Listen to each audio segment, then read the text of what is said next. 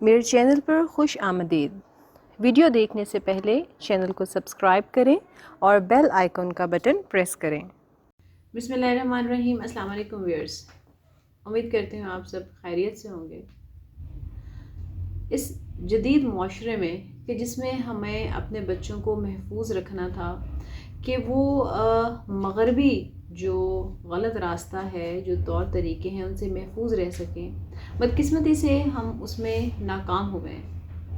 اور اس ناکامی کی اکثر مثالیں ہمارے سامنے آتی رہتی ہیں۔ کبھی کسی بچی جو ہے وہ کسی نے خودکشی کر لی، کبھی کسی لڑکے نے خودکشی کر لی، کبھی کسی کی جو ہے وہ غلط جو تعلقات کے نتیجے میں کسی کو ابارشن کروانا پڑ گیا۔ اور جیسے ابھی جو لاہور میں حادثہ ہوا،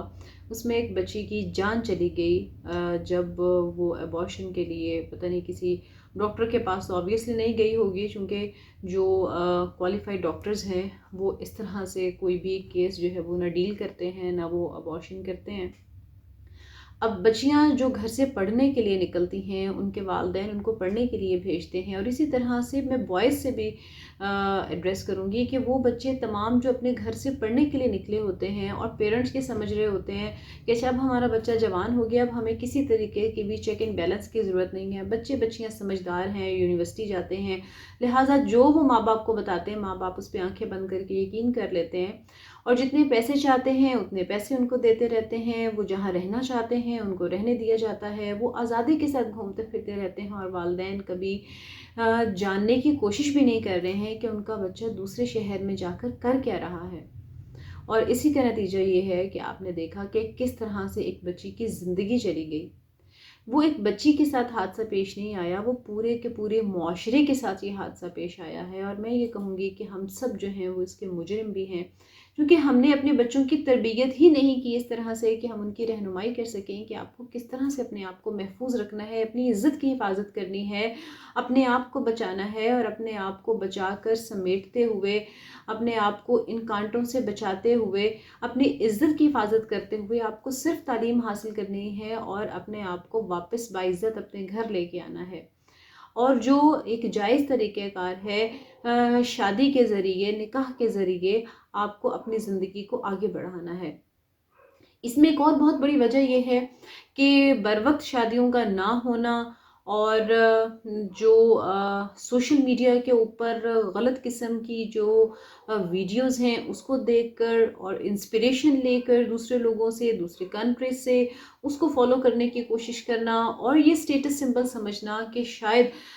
لڑکے کا لڑکی کے ساتھ اور لڑکی کا لڑکے کے ساتھ تعلقات بنانا جو ہے یہ ایک اسٹیٹس سمبل ہے۔ اگر کسی کی 2-4 بوائے فرینڈز نہیں ہوں گے یا 2-4 گرل فرینڈز نہیں ہوں گی تو اس کا مطلب ہے کہ اس کے اندر تو کوئی چارم نہیں ہے، اس کے اندر کوئی بیوٹی نہیں ہے، اس کے اندر کوئی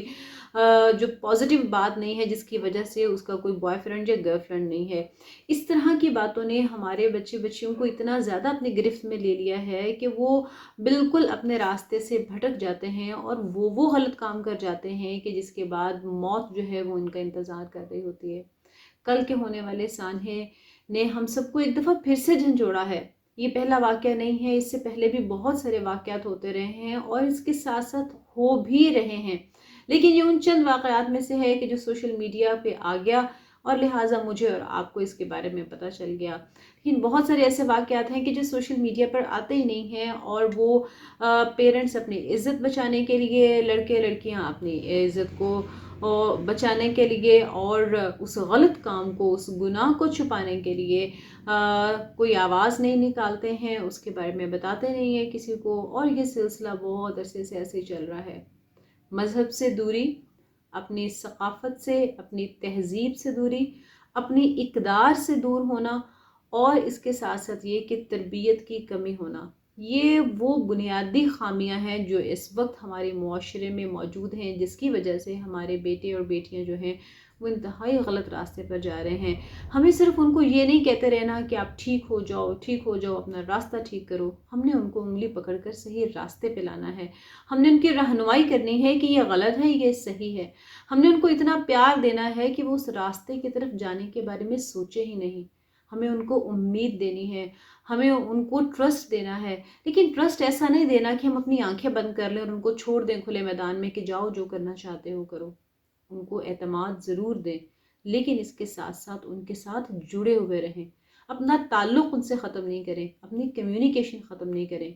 ان کی عزت کو محفوظ کرنے کے لیے آپ کو انہیں وقت دینا پڑے گا۔ یہی واحد راستہ ہے جس کے ذریعے ہم اس طرح کے ہونے والے گھناؤنے اور خوفناک واقعات کو ہونے سے روک سکتے ہیں۔ اپنی دعاؤں میں یاد رکھیے گا۔ اللہ حافظ۔